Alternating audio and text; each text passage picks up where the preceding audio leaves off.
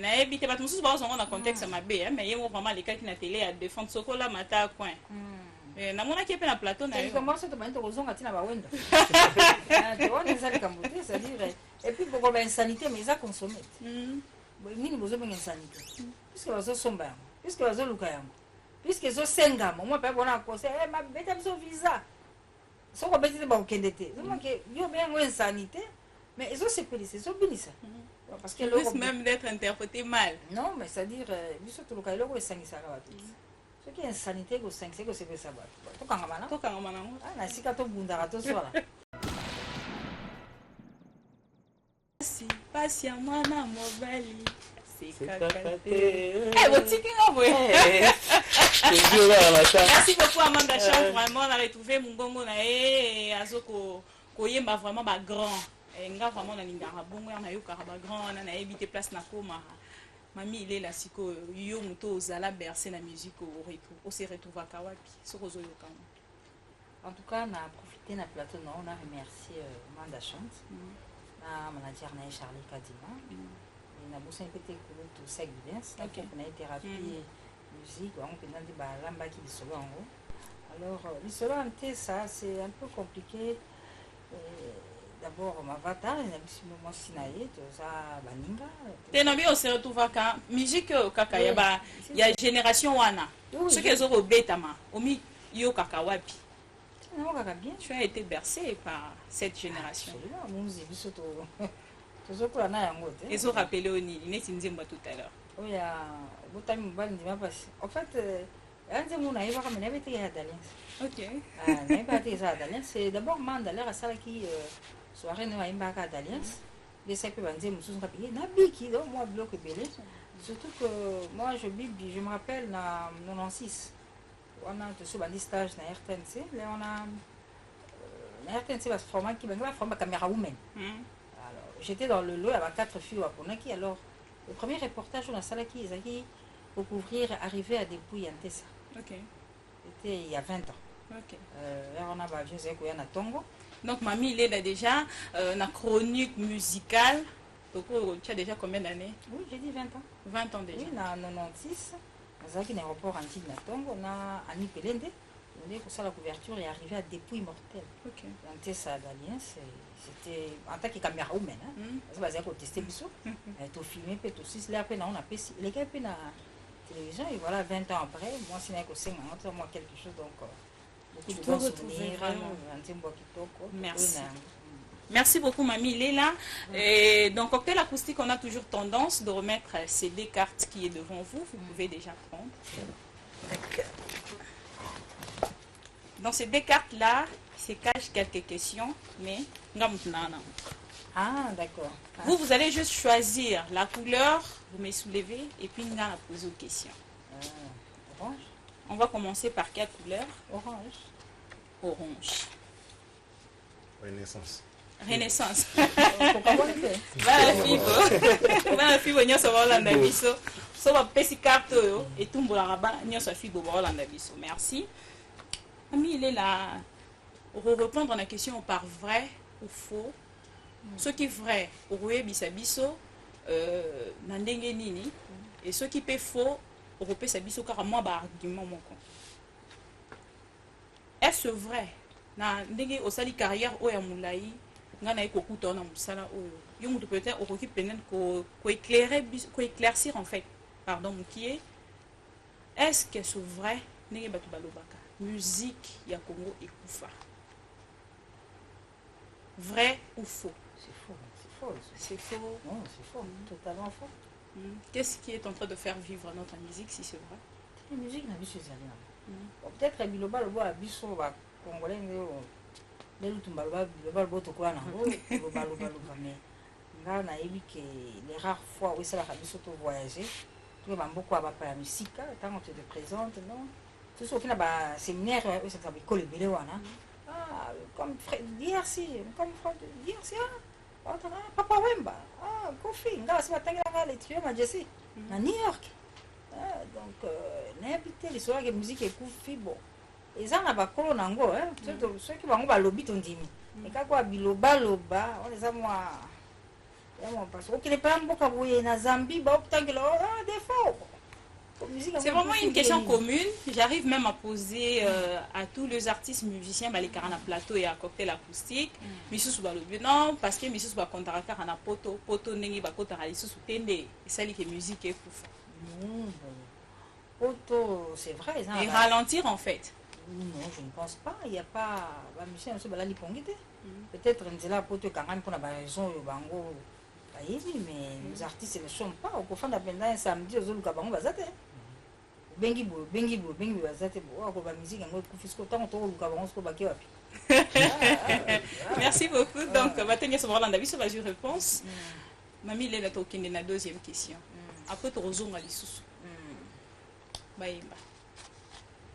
Carte. Orange. Toujours orange. Parce que vous venez de dire que musique à Congo est Koufaté.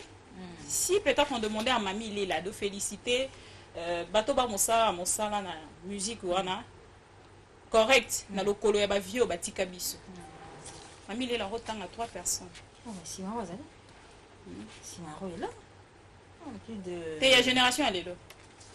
Bon, la génération, elle est là. Si Maro, Bato a bandaka la bango, bon, va y avoir musique na été. Génération a bandaka na été, on va bandaka. Ou va y aller là, et ça, génération ya biso. On dire que génération à lobby, bon, c'est membre national. Ça dit, plus de 35 candidats, il faut féliciter. J'en ai bombé. À cause de 80, non. On a bilomi bazana musala. Bazali. La génération oyo bazo sala na lokolo, ya ba vieux honnête banté ça batika biso. C'est la génération ozo na banane. Parce que le public actuel c'est le même public que bango au Kabul. Ceux qui le confié à Betty Baké ceux aussi Baké Zaï. Ce sont le même public alors, c'est-à-dire les artistes et musiciens Baro Bundin, c'est-à-dire c'est des personnes là bas moyen à bango heureusement tout comme na ba société brassicole ba écoute ya ba moi bon.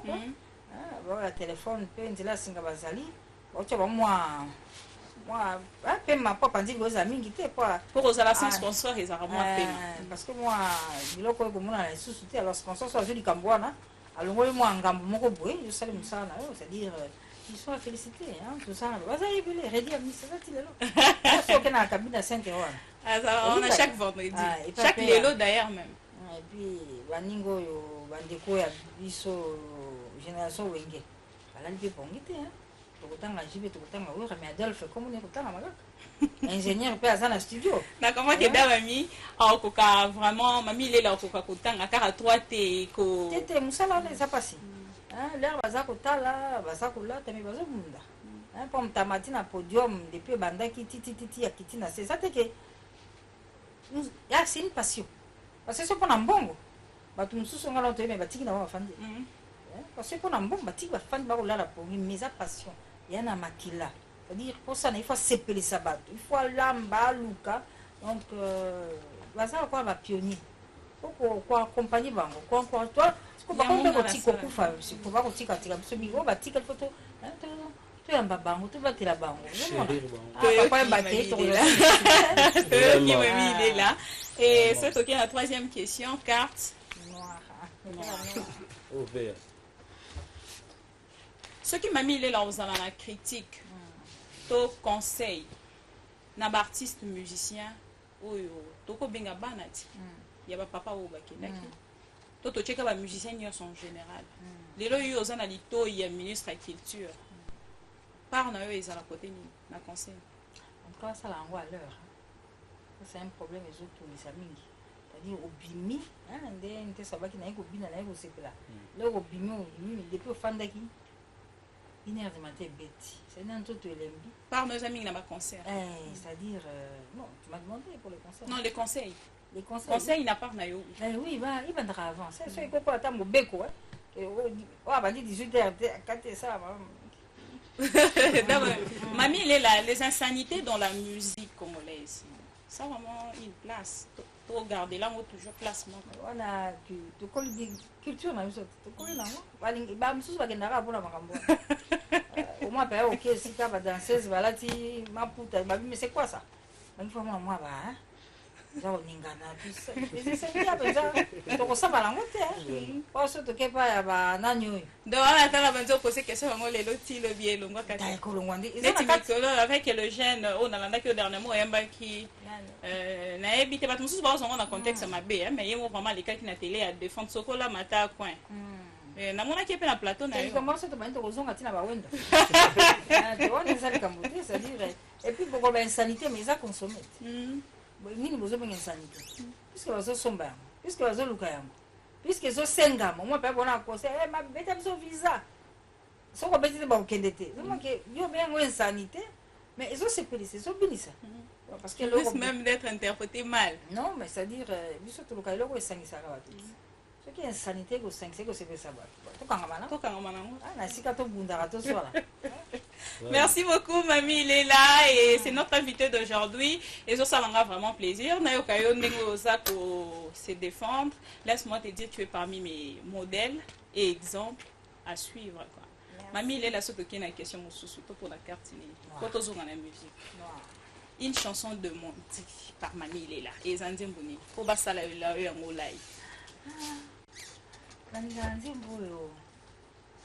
on retrouver vraiment époque bonus là ça concernant ça on retrouver vraiment époque na yo wana oh dia zambe peli moto oh maman bazam et endroit et ça toujours y a des d'alias c'est vraiment intéressant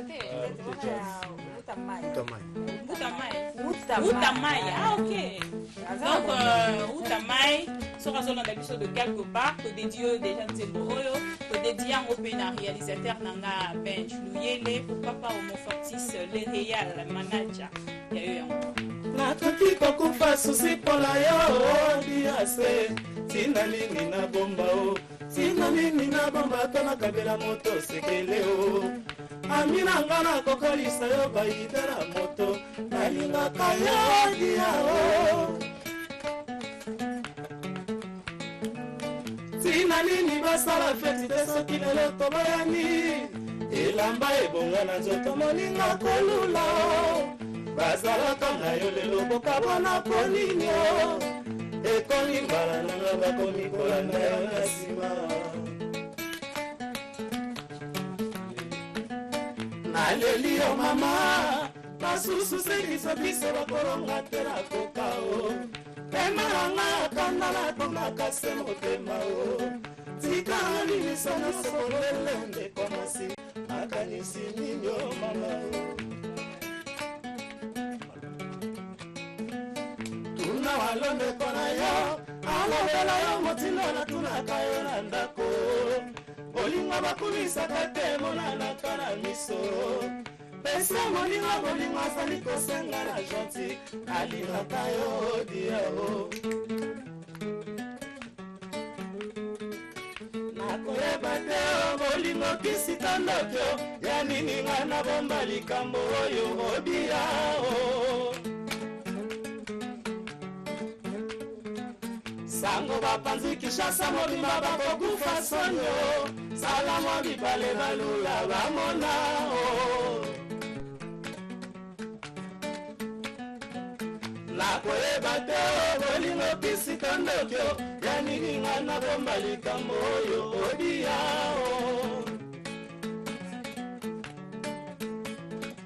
sango bapanzi kishasa mobimba bakokufa sonyo sala mwa bibale balula bamona o odia zambe peli moto o mama banyama boikobima babwakilongo masue boikosema ongo yao bameki babelindongo batimikambo libale ezali kaka lelo yodie bakalifikasio nyonso ya mabe na nzoto na ngai akoka te o zero bandeko topesaka nzoto bile olingi motolinga na motema o okabwaninga na yo se na nzambe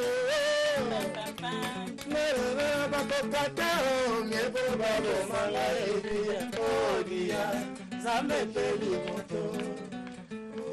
Merci beaucoup, merci beaucoup. Retrouvez Fano Play vraiment na Wallonie Bruxelles déjà c'est 25 il y a moi oyo barozala wana pona bino bato nyonso bozo réclamer bozo benga pona ba numéro na bango bo benga bango na 084 042 18 92 donc boyi banga nde bango te pour déjà bango nde basala ambiance ya cocktail acoustique et rien que na bango to sala bino ba bien so boyi binga bango na rotikala na nani botikilanga bango bozala bozwa numéro donc bobengaka mpona kosalaka mwa eloko boye na ndako ovandi ozomela na bango esalaka te bien mami lela tokomi kokende na mwa suka ya cocktail acoustique ya lelo nzembo erapele suka erapele osu nini